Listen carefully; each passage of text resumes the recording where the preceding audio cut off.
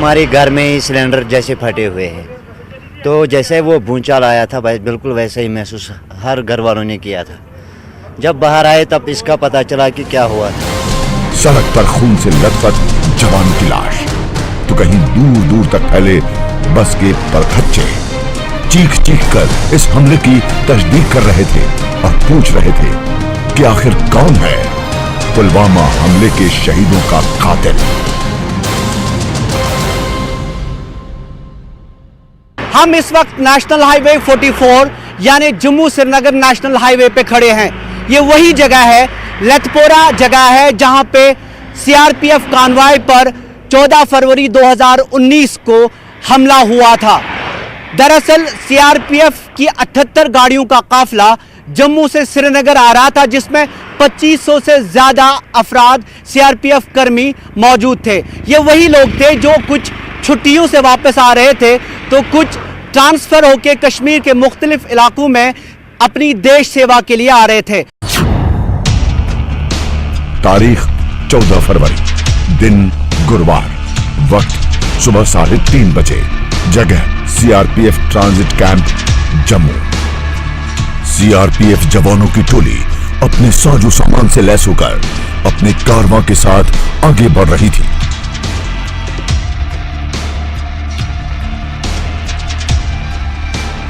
CRPF के 180 battalion के assistant commandant Manoj Kumar की अगुवाई में सभी 78 गाड़ियों का काफिला सुबह सवेरे 3:30 बजे श्रीनगर के लिए रवाना कर दिया गया। छुट्टियां बिताकर वापस लौटे जवान और जम्मू से श्रीनगर और श्रीनगर से जम्मू के लिए नई पोस्टिंग या ट्रांसफर के लिए जवान हेडक्वार्टर पहुंच रहे थे अपने कमांडेंट के आदेश पर। मगर फरवरी के शुरुआती दिनों से ही जम्मू में जबरदस्त बर्फबारी हो रही थी, जिसके चलते रास्ते बंद हो चुके थे और जवानों की तादाद लगातार बढ़ रही थी। जवानों को उनकी नई पोस्ट का इंतजार था, जिसके लिए 13 फरवरी को मिले इनपुट के आधार पर 14 फरवरी को सुबह तड़के 78 गाड़ियों में 2547 जवानों को जम्मू से श्रीनगर के लिए रवाना कर दिया जाता है।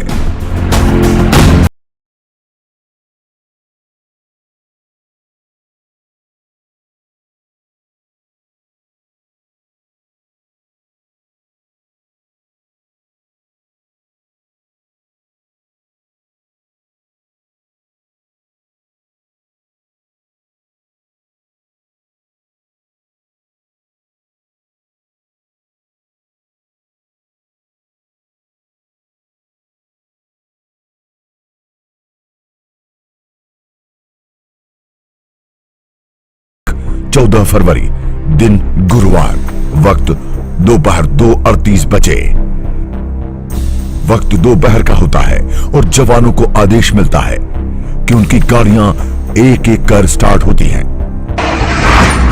अपने मंजिल यानी श्रीनगर पहुंचने के लिए। जवानों से भरी बस अवंतीपुरा को क्रॉस करके गोरीपुरा के करीब ही पहुंचने वाली होती है कि रास्ते में उनका इंतजार कार में बैठकर कोई और नहीं बल्कि आतंक का चेहरा आदिल अहमद डार करता है। आदिल डार को सीआरपीएफ के काफिले के गुजरने की पुख्ता जानकारी शायद पहले से ही थी, तभी तो वो गोरीपुर में घात लगाए बैठा था। दुश्मन उनकी ताक पे यहां बैठा है। ठीक इसी जगह पे आदिल डार नामी खुदकुश बमबार ने बारूद से लदी गाड़ी सीआरपीएफ कानवाय से टकराई और उसके बाद यहां कयामत का मंजर था। हर तरफ लाशें बिछी थी और यहां तबाही का मंजर था। जो गाड़ियों में सीआरपीएफ कर्मी मौजूद थे, उन्हें शायद चीखने का या रिएक्शन करने का भी मौका नहीं मिला। तारीख 14 फरवरी, दिन गुरुवार, वक्त दोपहर 3:33 बजे, जगह गोरीपुरा, पुलवामा। दोपहर के 3:33 का वक्त था और जवानों से भरी गाड़ियां गोरीपुरा इलाके से गुजर रही थी। सभी बसें कतार में चल रही थी। वो जैसे ही हाईवे पर कुछ दूर पहुंचती हैं, वैसे ही कार में सवार आदिल डार उन बसों का पीछा करने लगता है। वो दहशतगर्द एक बड़ी घटना को अंजाम देने के फिराक में था और बस में बैठे जवानों का इसका इल्म भी नहीं था कि उनके साथ जो होने वाला है उसके बारे में उन्होंने कभी सोचा भी नहीं होगा कि आने वाले कुछ ही पलों में जो होगा वो सब कुछ राख में तब्दील कर देगा। हुआ भी कुछ ऐसा ही। वो कार लगातार जवानों के काफिले के पीछे पीछे तेजी से आ रही थी। उसने एक के बाद एक दूसरे और दूसरे के बाद तीसरे और तीसरे के बाद चौथे और चौथे के बाद पांचवें बस के आने का इंतजार किया और जैसे ही वो बस के करीब पहुंचा उसने अपनी गाड़ी से बस में टक्कर मार दी।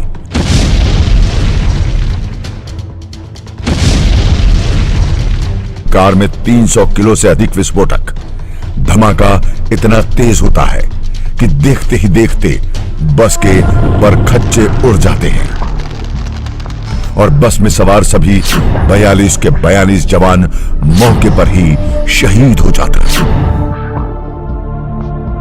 हम तो उस वक्त अपने यहाँ शॉप पर बैठे थे, ऐसा एक जोरदार आवाज़ आ गई कि जिससे कान भी हिल गए और हमने शायद समझा कि ये बिल्डिंग ही नीचे आ गए।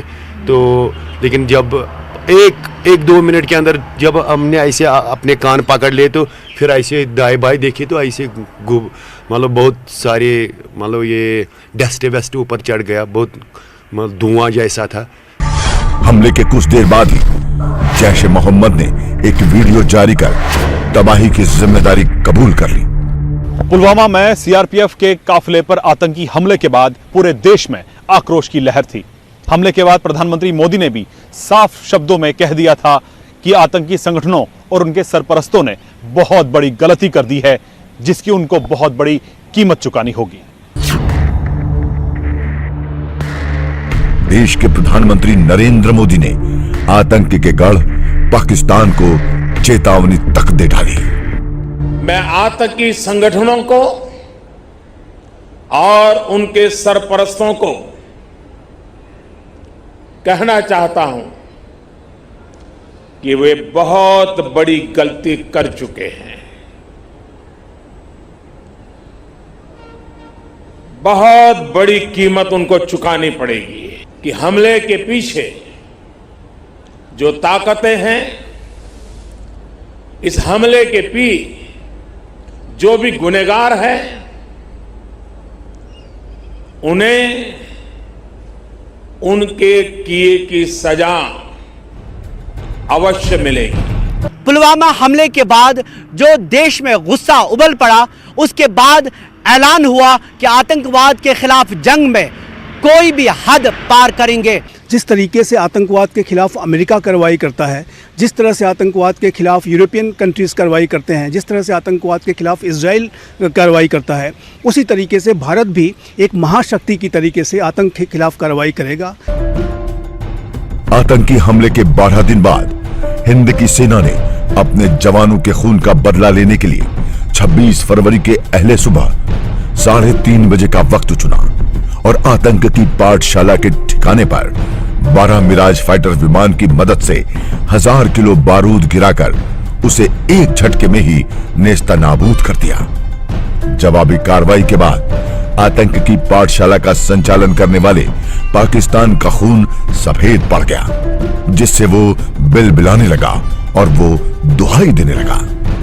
जो भारत ने जो एक स्ट्राइक की, जो बालाकोट एयर स्ट्राइक, वो एक महत्वपूर्ण कदम था, वो एक आतंकवाद विरोधी कार्रवाई थी और वो करना बहुत ही आवश्यक था पाकिस्तान प्रायोजित आतंकवाद को रोकने के लिए। पहली बार एक इस प्रकार का क्रॉस बॉर्डर एक्शन हुआ ऑक्युपाइड टेरिटरीज में, पाकिस्तान ऑक्युपाइड टेरिटरीज में, जिसको हम सर्जिकल स्ट्राइक्स कहते हैं। और ये एक बड़े लंबे एरिया के ऊपर एक पॉलिटिकल डिसीजन के साथ हुआ। इसका मतलब ये नहीं है कि पहले हम ये छोटे एक्शन नहीं करते थे, लेकिन ये इतना बड़ा एक्शन एक सिंक्रोनाइज करके पॉलिटिकल अथॉरिटी के साथ करना और उसके बाद इसको पब्लिसाइज करना, जहां कर कि भारत के जो डीजीएमओ थे उन्होंने प्रेस कॉन्फ्रेंस ली, ये एक पॉलिटिकल मैसेजिंग थी। पुलवामा में हुए दर्दनाक हादसे को शायद ही कोई शख्स आज तक भूल पाया होगा। इसमें कोई दो राय नहीं कि उनके परिवार वाले भी नहीं भूल पाए होंगे, लेकिन साल के 365 दिनों में जिनके साथ उनके साथियों ने ज्यादा समय बिताया होगा, गाया होगा, मुस्कुराया होगा, खाया होगा, चंद बातें शेयर की होंगी, वो चंद मिनटों और घंटों में उनसे जुदा हो गए।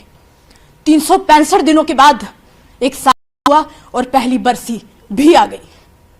आज हम 76वीं बटालियन जम्मू में पहुंचे हैं और जो 76वीं बटालियन की जो बस थी, जो उस दर्दनाक हादसे में जिस बस के चिथड़े हो गए और उन जवानों को आइडेंटिफाई करना भी मुश्किल हो गया, इतनी दर्दनाक 39 जवानों की मौत हुई थी। आपकी बेटे की शादी थी, तो कैसे उन्होंने कहा कि आप वो जाएंगे साथ? मैं हौलदार चालक धनवंत सिंह सबसे पहले पुलवामा में हुए उन 76 बटालियन के 5 शहीदों को श्रद्धांजलि के लिए परमात्मा से अरदास करता हूं कि परमात्मा उनकी आत्मा को शांति बख्शे, परिवार को भाना मनन दा बल उद्यम बख्शे। 15-16 साल की शादी के बाद उनके घर में बेटा हुआ, जिसमें उनको वो बेटे को बहुत प्यार करते थे।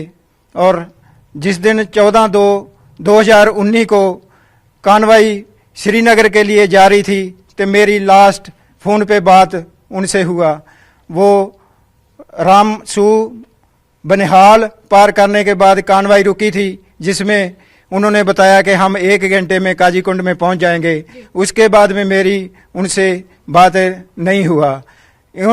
थोड़ी देर बाद में पता चला कि पुलवामा अटैक हो गया, जिसमें हमारे शहीद हो गए, जो कि बस क्षतिग्रस्त होगी। उन शहीदों को मैं श्रद्धांजलि पेट करना चाहता हूं। उस दिन इतने फोन आए मेरे पास भी, इतने फोन कॉल्स आए मेरे रिलेटिव्स के कि मैं उनसे बात भी नहीं कर पा रहा था, क्योंकि मेरा एक बहुत ही अजीज मेरा दोस्त शहीद हो गया था। और दूसरा एक और था मेरा सुखजिंदर सिंह गिल, जो कि पंजाब के रहने वाले थे, मेरे साथ में ही भर्ती हुए, मेरे साथ ट्रेनिंग की। इतना जज्बा था उस ट्रेनिंग के दौरान भी उस सिपाही के अंदर कि वो बोलता था कि कितनी किस्मत से हमारे को ये वर्दी मिली है, क्या पता हम इसका हक अदा कर पाएंगे या नहीं। आज वो हमारे बीच में नहीं है, मुझे बहुत दुख हो रहा है, क्योंकि उसकी यादों को मैं भुला नहीं पा रहा हूं। कोई भी भावुक हो जाएगा ऐसी सिचुएशन में, कोई भी रो पड़ेगा, किसी के भी आंसू निकल आएंगे जब इतना दर्दनाक हादसा और एक ही बार में 40 जवान जब शहीद हो जाएंगे। तो मुझे लगता है कि कोई भी नहीं रहेगा जिसके आंसू बाहर नहीं आएंगे। हमारे इन जवानों के साथ साथ कुछ ऑफिसर्स भी हमारे साथ यहां मौजूद हैं।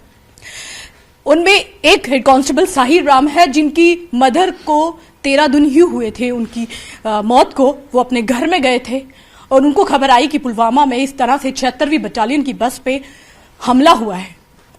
वो अपनी माँ का गम तो भूल गए, लेकिन उन 40 जवानों का गम नहीं भूल पाए। वो भी हमारे साथ मौजूद है, उनसे बात करेंगे। तो आपको फोन आया, आप छुट्टी गए थे उस दिन? सबसे पहले मैं तो जो पुलवामा में जो शहीद हुए हैं उनको श्रद्धांजलि के साथ में नमन करता हूँ, बहुत बहुत नमन करता हूँ। मेरे भाई ने मेरा वो आके संभाला कि आज माँ को 13 दिन हुए हैं, इतने दिन तूने इतना भाग भाग करके काम किया, आज इतना क्यों रो रहा है?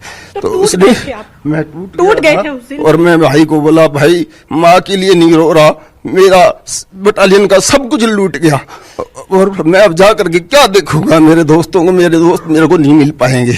पुलवामा के शहीदों ने फिर से हमें पुकारा है, पुलवामा के शहीदों ने फिर से हमें पुकारा है। ऐ जाग हिंद के नौजवान, दुश्मन की ओर इशारा है। कितने घर उजड़ गए पल में विधवा अनाथ के दलदल में, कितने घर उजड़ गए, कितने घर उजड़ गए पल में विधवा अनाथ के दलदल में। चिथड़े चिथड़े अरमान हुए, वीरान हुए सब एक पल में। जिसके घर में लौटने की राहें देखी पत्नी परिवारों ने, जिसके घर में लौटने की राहें देखी पत्नी परिवारों ने, वो आस लास में बदल गया दुश्मन की कायर चालों ने। है फूट डालकर राज किया, तुमसे तुमको ही मारा है फूट डालकर राज किया, तुमसे ही तुमको ही मारा है। ऐ जाग हिंद के नौजवान, दुश्मन की ओर इशारा है। धोखे से बार करके तुम बहादुरी अपनी बताते हो। हिम्मत थी तो सामने आते, फिर हम भी मजा चखाते थे। जय हिंद, जय भारत। प्रभु जी, आपसे भी मैं जानना चाहूंगी कि जब हम इस तरह से अपने जवानों के साथ कहीं जाते हैं, जिस तरह से वो हमला हुआ इतना बड़ा, उसके बाद का जो जज्बा, एक गुस्सा भी होगा, एक रोष होगा मन में कि किस तरीके से उनके साथ हमला हुआ है, पीछे से वार किया उन्होंने, कितना दुख हुआ उस समय? सबसे पहले मैं 40 जवानों को श्रद्धांजलि देता हूँ क्योंकि जो तिलक राज थे मेरे किवाटी में रहते थे, मैं हेडक्वार्टर में रहता था। तो मैं यहाँ से फिर डोड़ा चला गया, पता लगा कि शहीद हो गए। तो फिर मैं यही नहीं बोल पा रहे हैं। ये इनका चेहरे को देखें तो आप ये बोल ही नहीं पा रहे हैं। बोलना तो शायद ऐसा लग रहा है कि बहुत कुछ चाहते हैं, लेकिन चाहती हूं मैं 2 लफ्ज आज, चूंकि पहली बरसी है उनकी, 2 लफ्ज उनके लिए, उनकी बरसी पर आप। मैं कहना चाहता हूँ कि उनका परिवार को सुखी कोई ठीक है। मेरे दुख व्यक्त करता हूँ उनके यादों में, और उनके यादों को ताज़ा रखने के लिए, और उनके जो सिंगिंग करते थे उस पे मैंने एक सॉन्ग बनाई है उनके लिए, जो मैं आप लोगों के सामने गाना चाहता हूँ।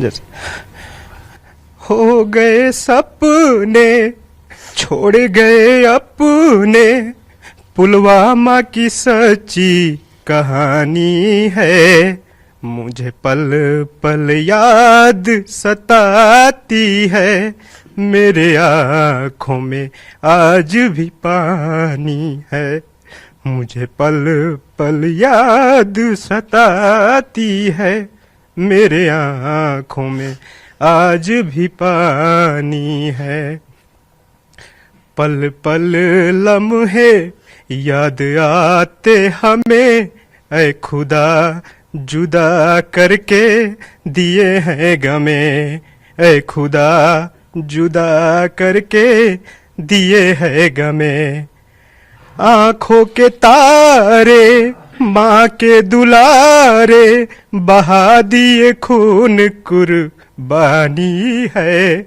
मुझे पल पल याद सताती है, मेरे आँखों में आज भी पानी है, मुझे पल पल याद सताती है, मेरे आँखों में आज भी पानी है। हम कैसे भुला सकते हैं मैडम, इसलिए कहा जाता है कि फूल को भूल सकते हैं, फूल को भूल सकते हैं पर उसके खुशबू को नहीं। हम पूरी दुनिया को भूल जाएंगे पर पुलवामा के शहीदों को नहीं। जय भारत।